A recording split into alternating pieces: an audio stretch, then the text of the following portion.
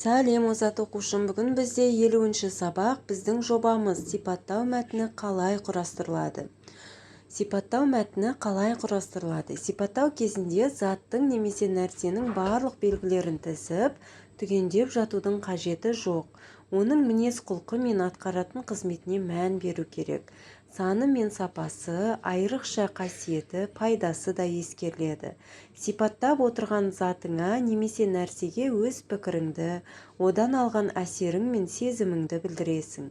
Сондай-ақ ол заттың адамға пайдалы немесе пайдасыз екенін көрсетуді ұмытпа дейді. Мысалға, жұмбақ сипаттауға құрылған шағын әдеби шығарма. Түйе туралы жұмбақтарда оның негізгі белгілері қалай сипатталатынына назар аудар дейді. Міне біз суреттен түйені көріп тұрмыз, иә?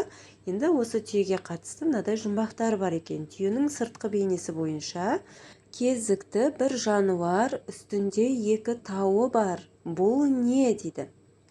Яғни түйенің сыртқы бейнесі, үстінде екі тауы бар деген. Бұл не дейді? Біз осы сыртқы бейнесін елестету арқылы түйе екенін таба аламыз, жұмбақтың шешімі. Келесі осы түйеге қатысты тағы да мынадай жұмбақтар бар екен. Соларды оқып көрейік. Түйеге ғана тән қимыл қозғалыс бойынша маң-маң басқан, төрт аяғын тең басқан. Бұл қай жануар дейді? Яғни түйелер қалай жүреді? Маң-маң басып, төрт аяғын тең басып, солай жүреді, яғни түйенің өзіне тән қимыл қозғалысына қарай айтылған жұмбақ екен. Үшінші, түйеге ғана тән дауыс үн бойынша. Дауысы қоңыр, үні мұң, тесіп қойған мұрнын деген осындай да жұмбақ бар екен. Төртінші, түйенің айрықша қасиеті бойынша берілген жұмбақ.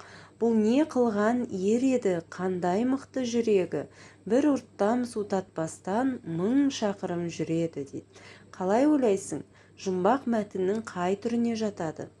Жаңа біз басында оқып өткен сипаттау мәтініне жатады, бұл жұмбақтардың бәрі. Қай деген сұраққа жауап береді, сипаттау мәтіні. Енді өзіңе ұнаған жануармен осындай тапсырма құрастырып көр. Жұмысыңның нәтижесін сыныптастарыңның алдында қорға және бағала дейді. Біз және түйеге қатысты түйенің сипатын білдіретін жұмбақтарды оқыдық. Енді өзімізге ұнайтын бір жануардың сипаттап, түрін, әлпеті туралы айтатын жұмбақтарды айтатын болсақ, жолбарыс, мысалы жолбарыс жануарына қатысты жұмбақтар.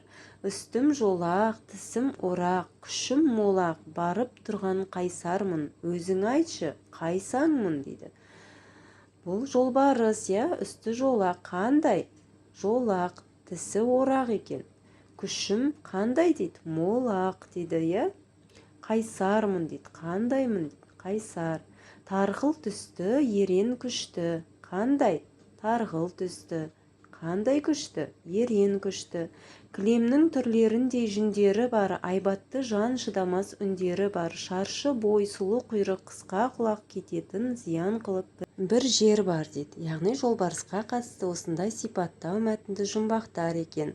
Мінекей озат оқушым, біздің бүгінгі сабақ осымен аяқталды. Каналға тіркелмеген болсаң, тіркеліп ала ғой. Келесі сабаққа дейін сау бол.